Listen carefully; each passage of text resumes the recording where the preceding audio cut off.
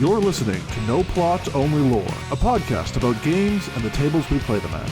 Your DMs tonight and every night are Josh and Chris. You can find us on all podcast platforms or check us out at noplotonlylore.com. If you like what you hear today, please rate and review the show and share it with everyone you've ever met. Welcome back to No Plot, Only Lore, brought to you today by Crestet, a small village located in the permafrost way up north. Crestet did not give us any particular product or service that they would like to advertise on the podcast today. The only thing they said is, leave us the fuck alone. They're real isolationists. Big, bold letters. Yeah, no, big, bold letters. There were like 2 gold coins in the bottom of the envelope, and just like, Crestet, leave us the fuck alone. It's the first time I've received a scroll, so that was at least a novel change. But the first? You've never received scrolls before? No, my missives from small fantasy towns always get sent in like on human skin or carved into a bone, or I get a lot of scrimshaw. Yeah, the occasional tablet, but never a scroll. Have you ever made a scroll? I have made a scroll before out of Pyrus. I feel like you and I should start sending each other's scrolls back and forth just to confuse the Canadian Post Office. I'm down for it. If I'm gonna commit to the bit, I want to get my Raven training done first, because that's the only way that I will send them to you. By Raven? Yeah. They're gonna be small scrolls. Yeah. They will be big enough for a Raven to get. That's why I said Raven. I didn't want like pigeon-sized scrolls. What a waste of time. No, that's fair. Have I told you about my favorite thing about pigeons? No. But now that's all I want to know. Okay, so my favorite thing about pigeons is that if you want to domesticate a pigeon, there are 2 steps. Okay. First, pick up a pigeon. 2, give that pigeon a dewormer. Right. That pigeon is now a domesticated pigeon. What? That pigeon is now a domesticated pigeon. If you can pick it up, it's like, you win? If you pick it up and you put it in a place, it is perfectly happy to live in that place. And won't leave? It'll come back to it once it gets used to it, yeah.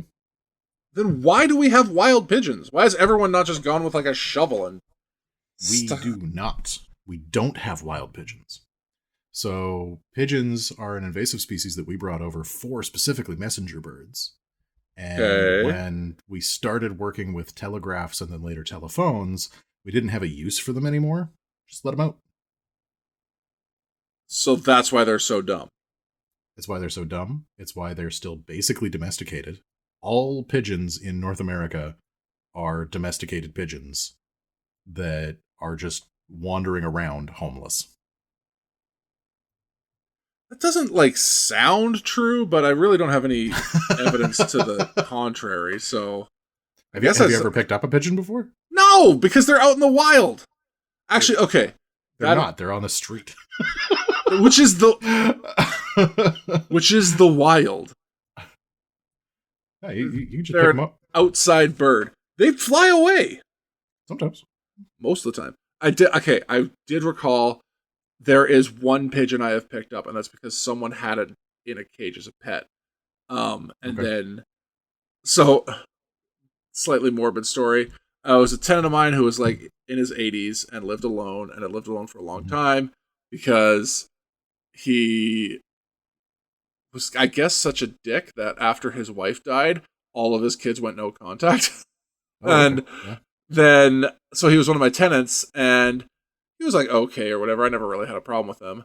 And then he had a stroke one day, and we didn't find out because there was no one to tell us, and no one from the hospital, I guess he was so old he wouldn't carry ID around and stuff like that. It was just really weird. And so when we finally found out 2 weeks later, he was like, "Oh, go check on my bird." And I was like, "Oh no."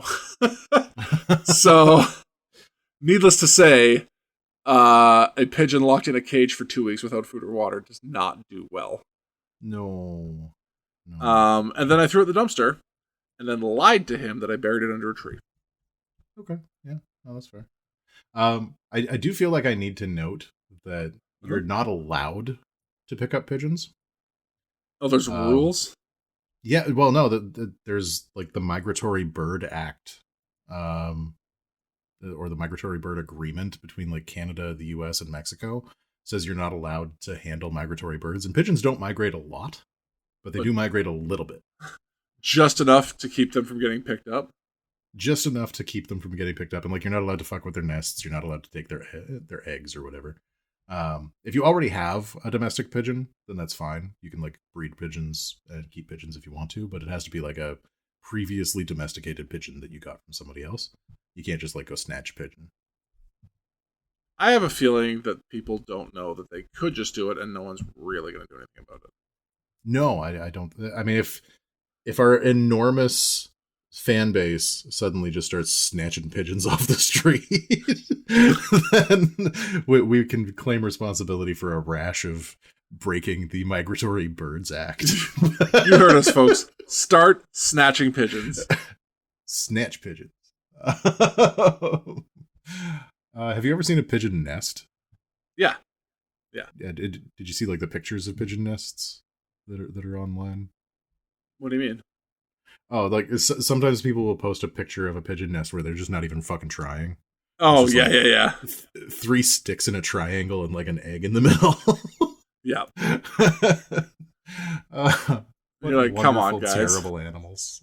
So dumb. They're so bad. We are officially the anti-pigeon podcast. They are the goblins of the bird world. Yeah, that makes... Yeah. There's a reason they're called flying rats. Yeah. I love them. Anyway, that's not what we're supposed to be talking about today. Yeah. It's not unrelated. Pigeons are great. It's not, yeah, it's not completely unrelated to D&D or tabletop games, but no, today I wanted to take a little bit to talk about stealing everything. Yeah.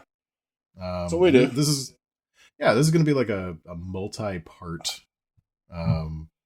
thing, like a series of podcast episodes where we're just going to talk about where you can thief things from and like what some of our bigger inspirations for stealing things have been in the past. And today I wanted to talk a bit about not role-playing games, just games, like video games. And the video games that we have stolen from freely in the past, as well as like some that we think that would be pretty cool if we did decide to steal from them. Yeah. So, what's your favorite video game, Josh? It's a tough question to... okay, if you want to talk about just like pure time logged, it's World of Warcraft. I mean, it's... Sorry. The game took up the better part of a decade full-time for me. Full-time plus. And then even since then is still like... Right now, I take big breaks. I come back for like 6 months every expansion and then kind of get bored again and wander off. But like, I've put a ton of time into that.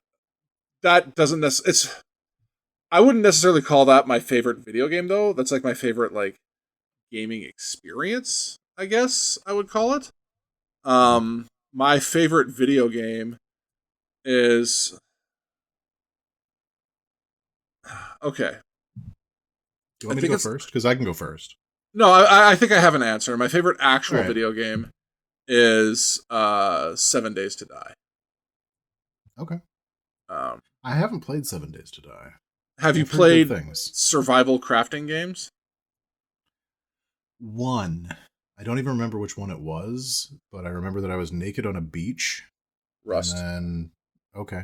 Yeah, I met somebody, and that person seemed like they were nice until they shot me in the back of the head, and I was like, cool, I think I'm done with this. Yeah, that's Rust. That is, you just... As soon as you said naked on a beach, I was like, yep, you're going to get murdered by someone with a rock. No, they had I mean... That was really impressive, I guess. Yeah, so Rust, Ark, even Minecraft. Minecraft is a survival crafting game. The best way I could describe 7 Days to Die is Minecraft for adults. Less mining, more exploring, the post-zombie apocalypse wasteland. But yeah, okay. I've put 900 hours into that game. And That's a lot. That's both like from just like the gameplay itself being fun and the amount of creative expression that the game has. I get to be the type of shit goblin that I I enjoy. Whether it's role playing a weird gardener and mowing the entire lawn and then turning it into straw hats and filling every available storage space for my I play multiplayer with a couple of friends of mine. Everything in our base that could contain an object contained a straw cowboy hat. Okay, so you're the guy that like collects all of the cheese in Skyrim. No, because that's like just getting a thing. Like this had to be, I had to make them, and they had to be like helpful. Out like at one point they were helpful when you have one, and then when you have 500, they are no longer helpful. Okay. So Right. yeah, it was. I also for my friend's birthday built a Monty Hall problem style underground cave to lead him to a big beautiful 4x4 that he wanted that he could not get out of the caves. Fantastic. Yeah. So that's it's got all that gameplay and personal expression that I want in a good video game. I'm not just trolling, just straight up trolling, but not in a like malicious way, like an impish fun way. Okay, you know, all right. Like I'm not Farva. I'm just Oh, that's fair. My favorite video game of all time is Chrono Trigger. Okay. Which, for anybody who has not played Chrono Trigger, if you like run out and play it now, it is not going to seem particularly impressive. Right. Because it's one of those games where every game that came after it has already stolen stuff from Chrono Trigger. Yeah, it's like, the peanuts of video games. Yeah. Yeah, it seems so quaint and so cute that they're doing these like weird plot twists and having multiple endings and like characters either actually or partially die. There's like a lot of stuff in it that seems like a little bit weird for the SNES level of games until you realize that like Chrono Trigger was the one that did them all first. Yeah. And did them masterfully. It is a beautiful game. The storytelling is great. I have unlocked literally every ending because I would go back and like replay the New Game Plus over and over again until I got the one that I wanted. Gotcha. I didn't actually have enough money to go and buy like the Nintendo Power that had like the secrets to all of the endings in it, so I had to go to the store, read up on how to get that ending, go home, play it, and then go back to the store to find out how to do the next one. Nice. Yeah. Just stealing secrets from the local convenience store. Yeah, I do remember like even back in my like junior high school days where people were talking about how much like at that time it was like the weird kids who were talking about how much they liked Chrono Trigger and Chrono Cross. Mm-hmm. Now it's much more like, hey, people who just like video games like these games sometimes. But yeah, I distinctly remember them talking about JRPGs. I've never been a big JRPG kind of guy, but yeah, that's fair. I can appreciate it broke ground on like multiple endings, especially. Narrative has always been the biggest driver for me in my gaming, and I had never seen a narrative handled quite like that before. Like I'd played the Final Fantasy games. Yeah. I had played through Final Fantasy VI, and Final Fantasy VI is great, and it does a lot of like interesting and new things in it. Or Final Fantasy IV, if you're like looking at the Japanese because they released them funny or whatever. But Chrono Trigger grabbed me in a way that those didn't. Also, the fact that like Akira Toriyama did all of the like character design for it, and I was already like very firmly in my Dragon Ball era. Oh yeah. Like I remember telling my mom how incredible Dragon Ball fights were because you could see where all of the fists were going, which is not the like watermark that I use for like good animated fights anymore. I was gonna say, if that was still your criteria, like, yeah, buddy, let me. Yeah. No, but it was so cool. You could see every hit, and like nobody else was doing that. But yeah, like I was really firmly into my Dragon Ball era when I first started playing Chrono Trigger, and just the art hooked me, and then the like storyline was something I had never seen before. Moving across multiple timelines, having like multiple settings that were based in the same setting, over the course of different eras was great. And yeah, no, just an absolutely brilliant narrative game, and I loved everything about it. And I have stolen from it liberally in my role-playing games. If there's one lesson you can take away from our podcast about like content theft, it is that we are very pro perjury, or not perjury, plagiarism. I mean, also perjury. Like if you want to just lie on the stand, leave me alone. Yeah. Donald Trump, if you are listening to us, please perjure yourself more. That would be great. Anyways, we've just lost half our fan base. Whatever, I don't care. Okay, so yeah. Plagiarism. We're very into plagiarism. Yeah, plagiarizing, other better RPG makers. I have been known to plagiarize from the likes of Chris Perkins and Mike Merles, from hearing stuff they do on podcasts, because I, just think they're much better DMs and I want to be like them, and so I steal their ideas. But we want to talk about stealing from video game sources, because they're not RPGs. I mean, legally, yeah. They're not TTRPGs. Yeah. Has Perkins ever been involved in a video game? I think he has. Like, something is tickling my brain about Chris Perkins having been involved in TTR. You tell me, my guy. Video games. All right. We'll have to ask him next time we see him. Yeah. But yeah, what are you usually looking for in a video game that you're going to steal from? Like, what type of thing needs to happen for you to be like, cool, I'm absolutely taking this and using it for a thing? Oh, for me, it's mostly comes down to like, I like weird setting ideas to steal. Like, I don't. Obviously, there's not going to be like a ton of mechanical stuff for me to steal from a video game. I tend to steal like kind of neat character ideas that I find, or just if I think the world has a cool element, I'll retrofit that in some way. That was a bit of a trick question, because the criteria for me to steal things from a video game are the video game exists. Okay. Like I will happily pocket things from all sorts of different kinds of games. Obviously, role-playing games, like the console and computer role-playing games, are pretty easy to thief from. I know for a fact that I have stolen some things from Baldur's Gate 3 and Baldur's Gate 2 and Baldur's Gate 1, and a few of the like weird Baldur's Gates that they published in between. Like that series is just ripe for theft. Neverwinter Nights too, same deal.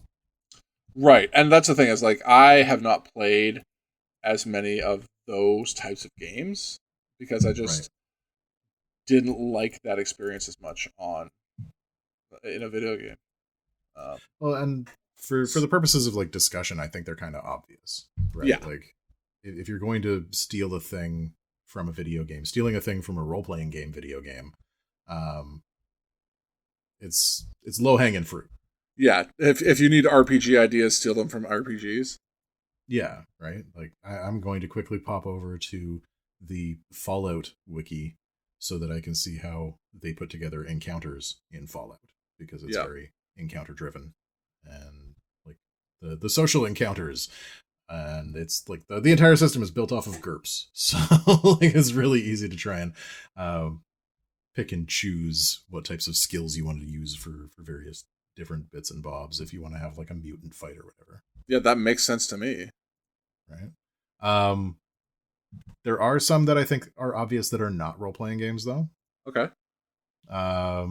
The first one that I have here is my second favorite role playing game. Sorry, my second favorite game of all time, video game. I personally think of it as a role playing game, even though it isn't like it doesn't hit all of the marks there. But I think The Last of Us is very close to a role playing game experience. Ooh, interesting. It's a very See, then what defines? Because it's. I'll agree it's narrative, but I don't know if it's necessarily like role playing. That's interesting. Because like I find in heavily narrative games like that, yes, there's like story actions that you're gonna have consequences for, but a lot of the stuff is just like being told to you, as opposed to like the Telltale games where it's like, yeah, the relationships and the decisions you make like matter a shitload. Yeah. I did feel like a lot of the decisions that I was making in the game mattered. I don't know how much they systemically mattered. Yeah, like the feeling that they provided was very similar. And like the Telltale games are interesting to me because I've never really considered them games, right. as much as I have visual novels. I was gonna say they're basically a choose your own adventure book. Yeah, and I like them. I've enjoyed the ones that I've played. I did Wolf Among Us and the first Walking Dead game that they put out, and both of those were great. I never really considered them games, but like The Last of Us, I feel like has like the one element that is missing from being like a full role playing game would be character customization. Okay. Right. Everything else ticks all my boxes for right. like a role playing game style of game. I see. And I don't even know if I can necessarily articulate why. Nope, the silence is speaking volumes. Yeah, no, you're the subject matter expert on this one. As a video game player, like my stuff is very like competition and action driven, as opposed to like story driven. Okay. I'm gonna skip defining it as a role playing game then. Okay. We're just gonna leave everybody high and dry on that, and I will think about it, and we'll come back to it someday in the future. So this is what happens when I get our show notes like 5 minutes before the show happens. Yeah. I don't know what I'm talking about, so why should you? But yeah, it's a great world. It's got a lot of really interesting story beats in it. Okay. It's the best execution of an escort quest that I have ever seen. Okay. Well, isn't like gives you the whole game just an escort quest essentially? It is, and they managed to solve many of my core problems with escort quests. Okay. Your companion is actually usually quite intelligent and useful and does things for you and with you instead of walking slightly slower than you do, but not fast enough for you to run. Yeah, as a World of Warcraft lover, that one hurts real bad. Yeah, no, she's absolutely the best companion quest I have ever seen. It was great. God of War. Oh, God of War. Okay, I've never played a God of War game. I know there's like puzzly action. Boy, or whatever. Motherfucking kaiju battles. Okay. Is the thing that I have stolen from God of War most often. That makes sense, yeah. Because it's like I assume he doesn't just kill a god or gods. It's mostly gods. There are some monsters as well involved, but the gods that he's killing, he's having to like climb up their bodies to find weak spots to hammer on. Oh, isn't that just Shadow of the Colossus? Yeah, but with more action. Oh, okay. And like puzzle solving elements in the platforming. So you've got like a bunch of platforming stuff that you're doing, which I usually express as like skill checks and like skill challenges within a fight. And then like locating the weak points so you get advantage on like trying to hit those, or you're dealing extra damage when you hit those. And just like keeping fights really cool and dynamic and interesting through the use of like levels and the difference in size between characters and the monsters that you're dealing with. Christopher. Yeah. I got one. Oh, okay. Shadow of the Kratos.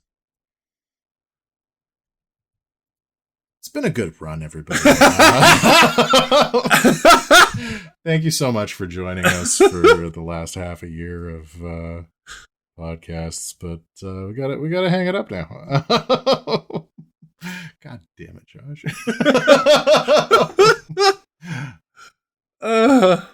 No, and I also have God of War in here for like the setting elements. I think God of War sure.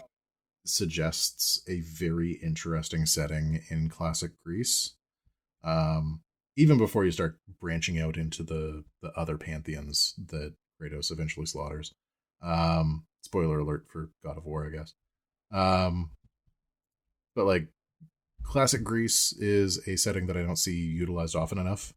And mythological Greece in particular just is so chock full of opportunities for really cool role-playing game stuff that I think people should steal this one more often.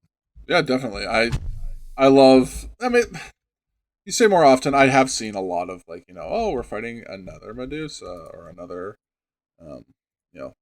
Cyclops or whatever. But I think the way that they innovated on it was a lot better than the tired stuff before.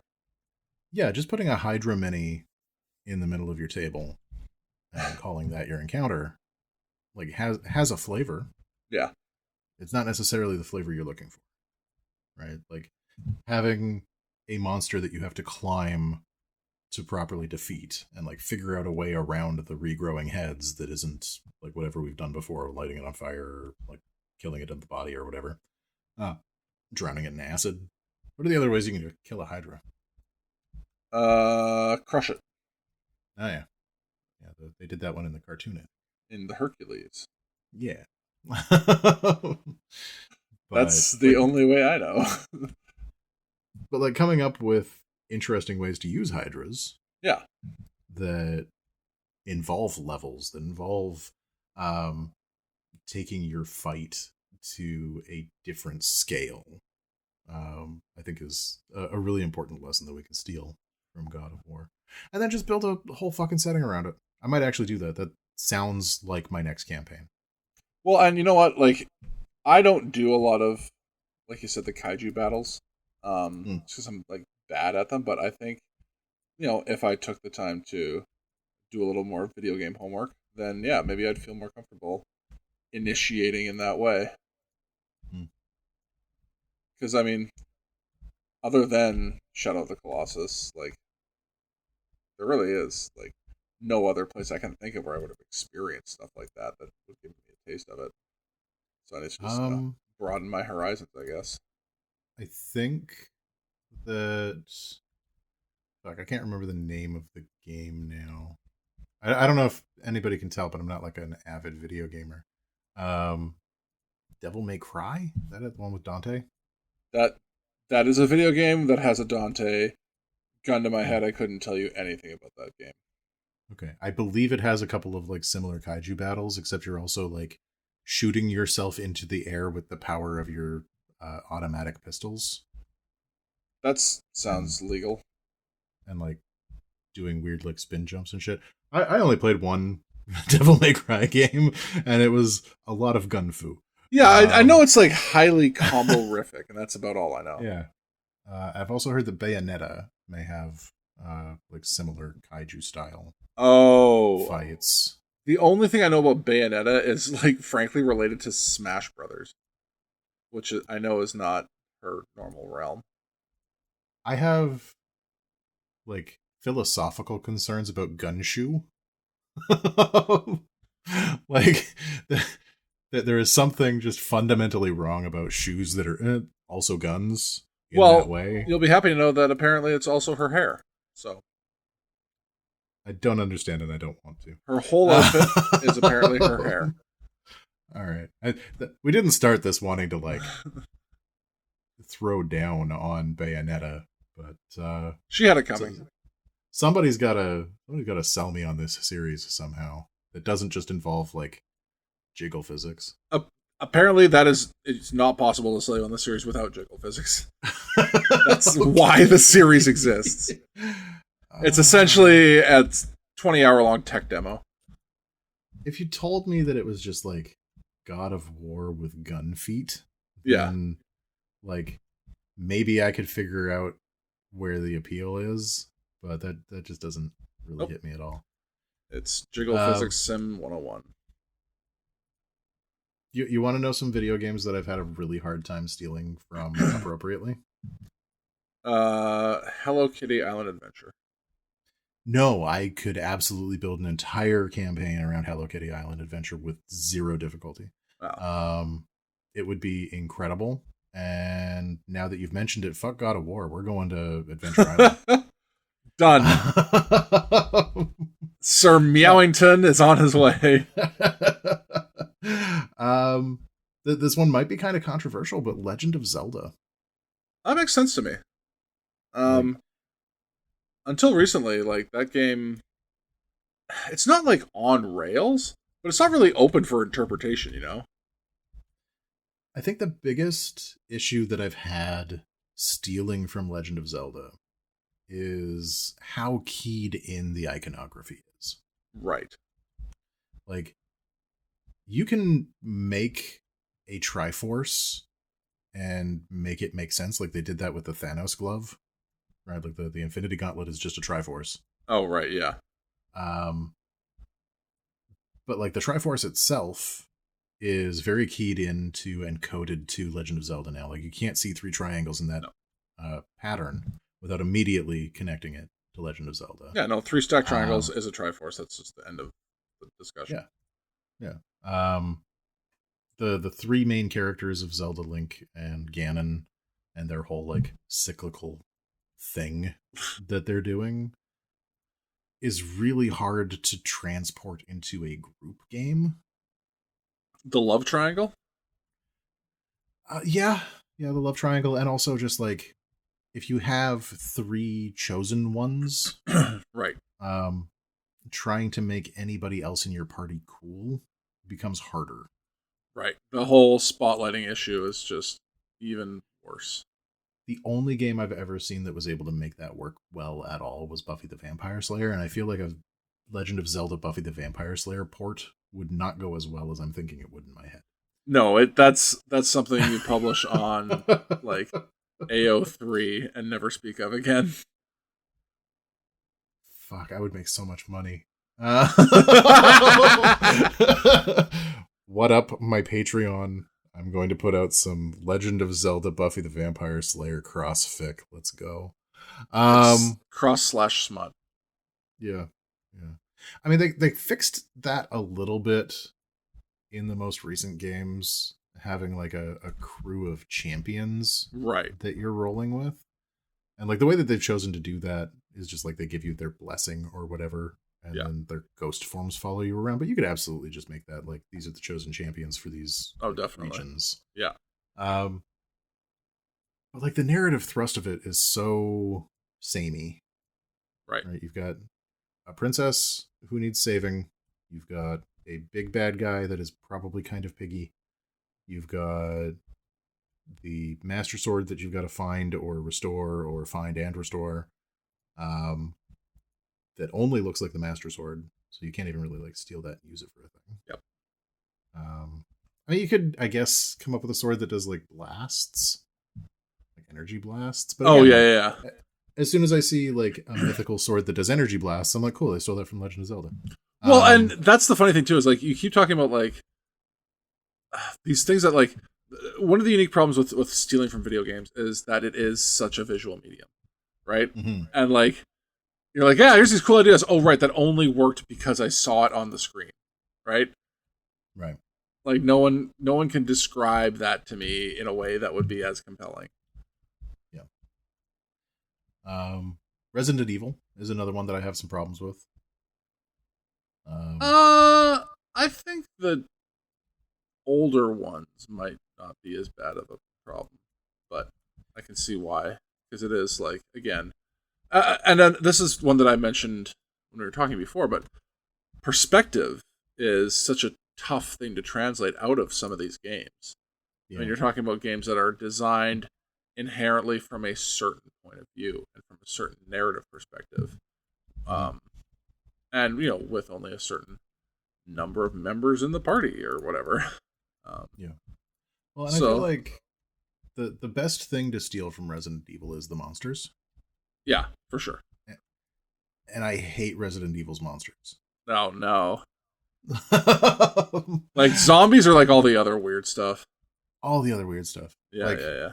I love me some good zombies. Give me a couple of varieties of zombies. That's fine. Yeah. But as soon as you get into like, this is a zombie that's real fat, and that's a problem because he's gonna explode or he's gonna eat you. That like, I stopped caring now. You were describing every zombie video game, so I don't know what your problem is. So I have problems with zombie video games. Yeah. No, I mean, whether it's like Left 4 Dead or to a lesser extent even The Last of Us. The thing with The Last of Us. Okay, so like I'll roll back to The Last of Us because the variety in the bad guys in The Last of Us. I mean, it's kind of a pun, but it feels organic. Right? Like the runners who are just like freshly created zombies that are only like a little bit showing, if at all. Right. You've got the clickers that have like obviously been transformed almost completely. And then you've got like these like big chunguses running around that are just like completely encased in this fungus. Yeah. Right? Like that is a natural evolution to me. Yeah. A like scythe-clawed monstrosity that hangs from the ceiling and has a tongue that's 30 feet long is just weird and wrong, and I don't have an explanation for it. Yeah, that's fair. So like I think it ruins my suspension of disbelief when I can't figure out where that zombie came from. Okay. Right, like how did that zombie become a thing? Yeah. And then it turns into this whole thing where like the umbrella virus or whatever they call the virus is not just creating zombies, but is also creating mutants. Yeah. And that's just a step too far for me. I mean, I will agree that like Resident Evil as a property has really just redefined jumping the shark in a lot of ways. So and maybe there's room for that. Like maybe there is a world where I just create the most absolutely ridiculous over the top zombie game. Right. Where just like every zombie is a reskinned horror from D&D or whatever, but like I'm not feeling it for the most part, I guess. No. That's fair. Did you ever play Persona or Shin Megami Tensei? No, I have a friend who's big on the Persona series, but it just did nothing for me. I really liked Persona 4. Okay. And I did not play any of the others for more than 15 minutes. Yeah. I wanted to get into 5, and I found that my interest in it was significantly less than 4. And like the thing that caught me about 4, and the thing that I wanted to steal, the thing that I was trying to steal at one point, was that the setup for Persona is you have a bunch of regular high school kids doing regular high school things. Okay. And in Persona 4, they also go into the TV world where they are sucked into a television set and become superheroes who have to like save their friends from their own insecurities. See, like that. Yeah, now I know why I didn't. Nothing about that appeals to me. But that was the balance that I wanted to grab, was like the mundane and the magical, the like day-to-day lives of like normal people mixed in with this absolute godless nonsense. Mm-hmm. Seems like it should be a cool thing to do in a role-playing game. It's really fucking not. Yeah. Like, my players are not here to play normal ass high school kids putting together their lunch. No, nobody wants to do that. No, even if it gives you a stat bonus tomorrow. Yeah. Right, Well, and so here's the funny thing is like you mentioned that. I don't know why, but for some reason, those games, like the Persona games and the Yakuza games, are the exact same thing in my mind. And I know that's not true. But at the same time, the Yakuza games are also full of going to do your regular bullshit job and driving a forklift for 6 hours on end, which also is very difficult to convert into a usable TTRPG, despite all the fun Yakuza stuff that happens. Yeah. I have had a couple of really good games that focus on mundanities. Yeah. But that kind of has to be the thing. Yeah. Right? Like, you have to have systems that are built around mundaneness. Yeah. To make mundane interesting. Right. Because you can absolutely do, and I have played games where the two characters that are in the game, right? Like it was myself and two players, are just normal people. Yeah. Doing normal people things, and they're having like dramatic moments between themselves. They have like goals that they're trying to achieve that aren't super out of this world or crazy, but the way that we're putting them together narratively is fun and interesting. But the game has to support it. And if your game also supports being a Yakuza badass and killing people with swords, it probably doesn't handle mundane very well.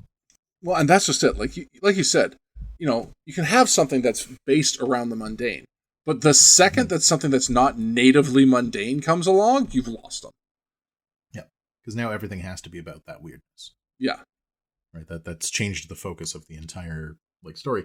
And for a video game, I think it really works because you get like the natural rise and fall of action by having those mundane bits, right? So like if you're in a Persona game, you've gone through this dungeon, you've helped your friend realize that he's gay and like pulled him out of the TV.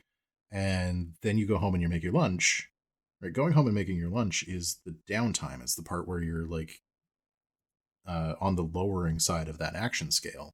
Yeah. So it gives you a chance to breathe, right? And in a tabletop role-playing game, your chance to breathe is other people's turns. So yeah, yeah, exactly. It's a lot harder to communicate that in that system, like in a role-playing game system. So yeah, I have like Persona is like an unattainable thing for me, but it's a thing that I want to be able to emulate somehow effectively. Sure. But I never will. That's fine. I don't know. Leave it as aspirational. Yeah. I think that Super Mario is a sleeper RPG hit. Nope. No. What? No. This is right. Yeah, I do not see a world in which, again, we talk about like the Zelda Link Ganondorf problem. Now it's just Mario, Peach, and Bowser. Right? Like it's just the same problem in a different neighborhood. Okay. So the thing that I would steal, the thing that I want to steal from Mario, and the reason that I think that this would be a fantastic potential setting mushrooms. I mean, yeah, everybody does a bunch of mushrooms and then we play a game. That's how every one of my RPG sessions would go from now until the end of time. Is not necessarily the main plot of the main Mario games where you're just like, you're Mario, you're trying to get Peach, you've got Bowser to fight. It would be like that. With the political machinations of the Mushroom Kingdom? No, as a backdrop to all of your player characters are actors who are going through all of these things. So like, yes, you have that thing that you're doing and you play that as if it's like an actual RPG. You go and rescue the princess from the castle, but then everybody comes together afterwards and then all of those same actors go play some fucking tennis. Go do golfing. Turns out one of them is actually a doctor in his spare time, like the guy who played Senior Chang. Right. So, so you want to play a Mario RPG in like the Mario like extended universe? Yeah, I would take everything Mario, right, like all of the things that Mario does, and just like bash them into a game where all of your player characters are sometimes friends, sometimes enemies, depends on what you're playing as. Right, depends on what the game of the week is. Very similarly to the way that they handle those characters in the Mario franchises. So like one week we do like Death Soccer, and then everybody gets in some go-karts and we film a like go-kart racing Too Fast Too Furious clone. And then we go and do like a Happy Gilmore style golfing comedy drama. There is no drama in Happy Gilmore.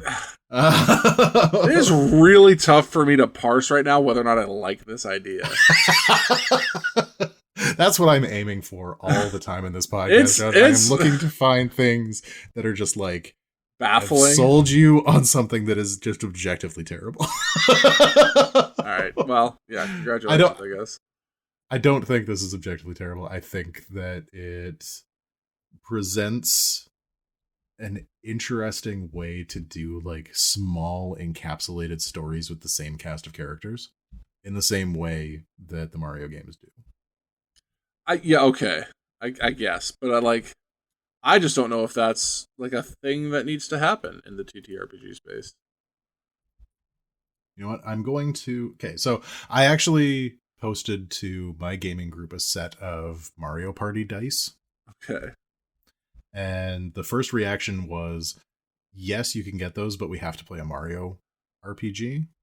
So this is what I'm going to do on my next campaign, which, like, I don't know when that's going to be, but the next campaign that I run, I'm going to run this. Okay. If it absolutely flops, then you can laugh at me forever. And we will deal. Happily do a post-mortem on whatever this nonsense is. Even if it succeeds, I'm going to laugh at you for a while. Oh, yeah, because I played a Super Mario role-playing game. I got a couple of other things on here for like the sleepers category. Shadow of the Colossus we kind of talked about during the for like the kaiju fights. Yeah. The thing that I would maybe look at Shadow of the Colossus for specifically is the setting. Okay. Because like the Shadow of the Colossus world has a very, very different feel to the God of War world.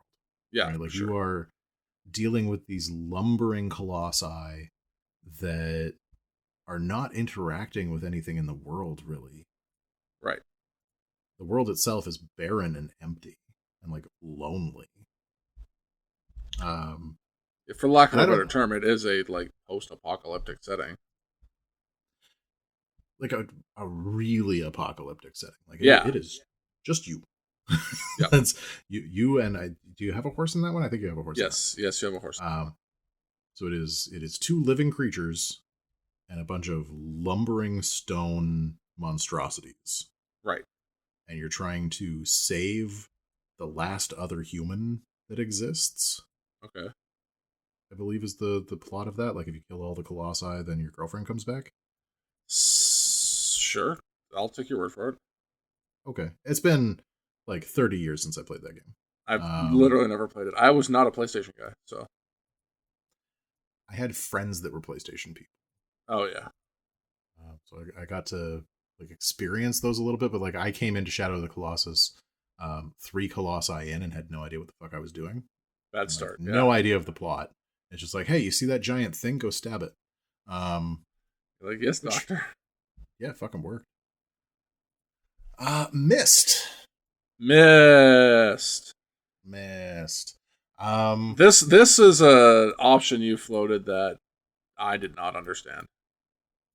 Really? Yeah. And I'll tell you why. Because Myst is a lonely game. Yes. Like, every one of these other options, there's at least, like, a semblance of another person in the universe. Myst does not have that illusion. No.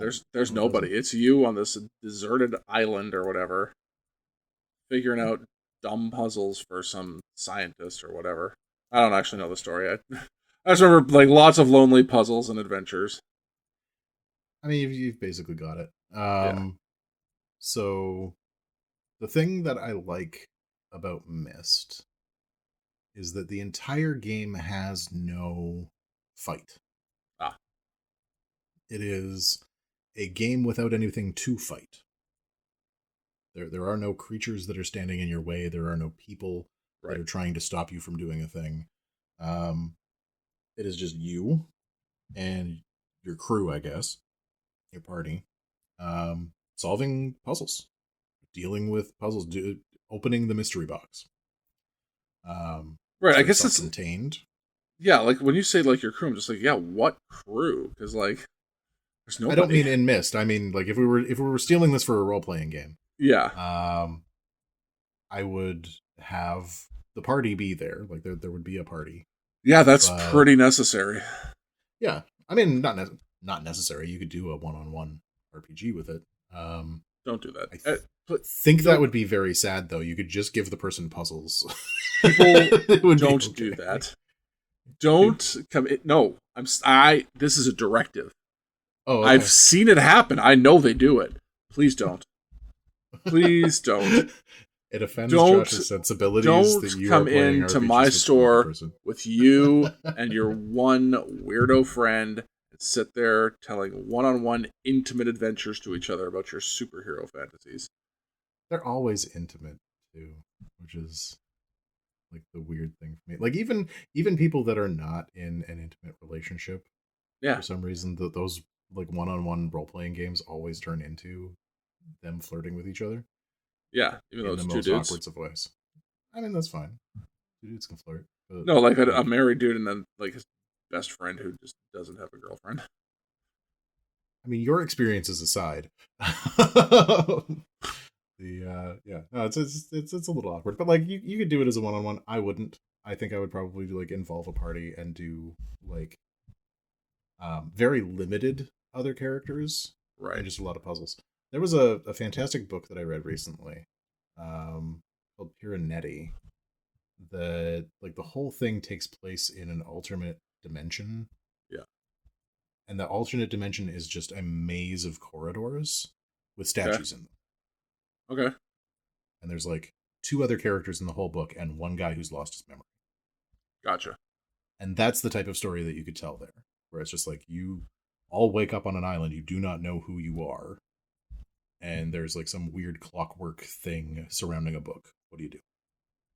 See, and that's I think where the core of the issue for me comes in, is that like describing a good intricate puzzle, even like a puzzle that someone else made, is so fucking hard.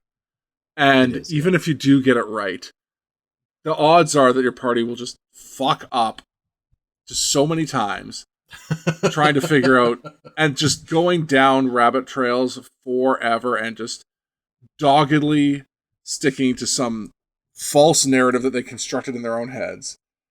Like, it's... You've just perfectly described the experience of playing Myst. So yeah. Yeah, I guess that's true. But that's just it. Like, the puzzles in my, like, regular RPGs are hard enough to get people to, like, understand properly, like, when they've been designed to be on paper. You know? Myst stuff was so visual in so many of the elements. Mm-hmm. Like, I don't doubt your ability to make a puzzle. I doubt the ability of your party to figure out that you made a puzzle. All right, so next campaign is going to be Mario as actors, all alone on an empty island with Mario Puzzle Quest. You just do this to give me heartburn, don't you? Yes, I do. All right, and then there's a few that I wanted to shoot past you as like, what would you steal from these? Okay, give it to me. Minecraft. Oh, Jesus. A functioning crafting system in your role-playing game. Oh, that can't happen. D&D 5. Actually, you got a copy of the D&D 5.5 book. Is there crafting rules in that?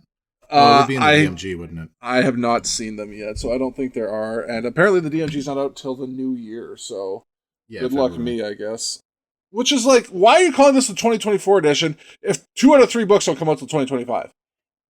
Because that's what they said it was going to be before they realized what their printing timelines were going to look like. Yeah, I guess, right? Yeah. Command and Conquer. What would I steal? Soviets. So we're going straight for Red Alert. Yeah. Yeah. Tim Curry as a Soviet commander is the thing we are stealing from Command and Conquer. And putting it straight into our tabletop RPG. It doesn't matter what the setting is. Yeah, the game actually describes the main antagonist of the setting as just Tim Curry. All right, guys. We have gone to the small town of Krestet that has specifically told us to leave them the fuck alone. And Tim Curry is sitting behind a large oak desk wearing a Russian uniform and is doing an absolutely hammy portrayal of a Russian commander. What do you do? Oh, God. It would be the first RPG ever released with full motion video. Good. I'm going to get Tim Curry on the phone. We're going to make this happen. Forza. Forza.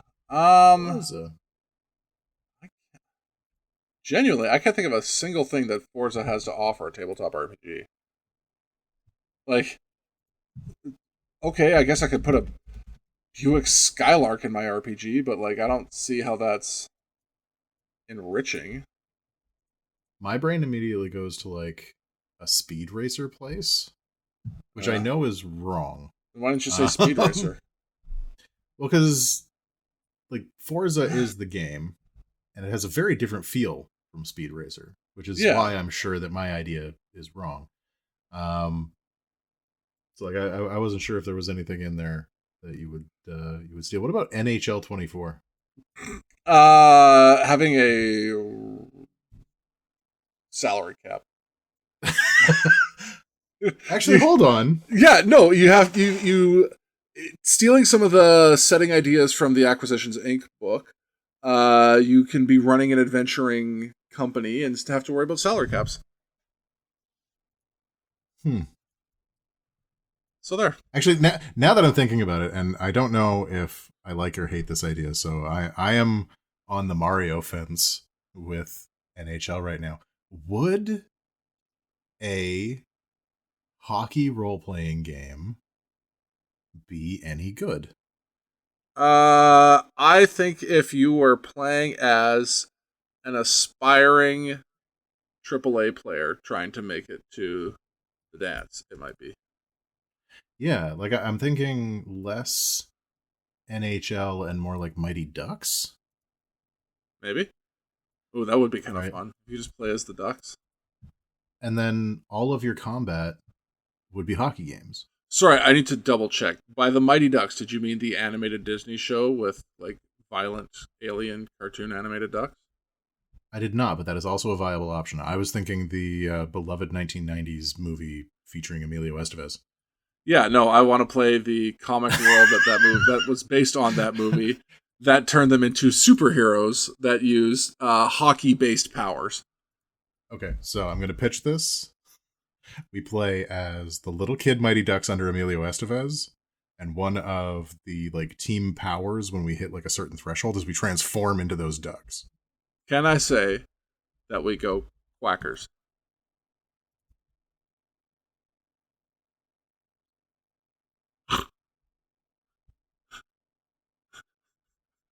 All right, that's enough. Hey, thanks for making it all the way through this episode of No Plot Only Lore. If you're looking for more, you can always find us at noplotonlylore.com and on all the very best podcast platforms. If you like what you heard today, please share, rate, and review the show to to feed my never-ending need for attention and validation.